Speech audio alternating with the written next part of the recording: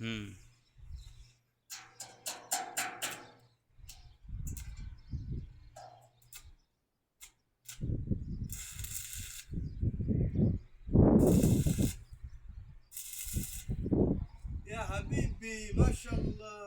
আজাদ ভাই, আপনার এই ওয়ার্লিং এর কাজ কতদিন যাবত চলছে ভাই? যাক, মাশাআল্লাহ, আপনার কাজগুলো খুব সুন্দর। আমি দর্শক, আপনারা দেখতে পাচ্ছেন আমাদের যে আজাদ ভাই যে ওয়ার্লিং এর কাজগুলো করছে এই সৌদি আরবে এসে, তার 20 বছরের অভিজ্ঞতা, একদম নিখুঁতভাবে কিন্তু কাজ করছে।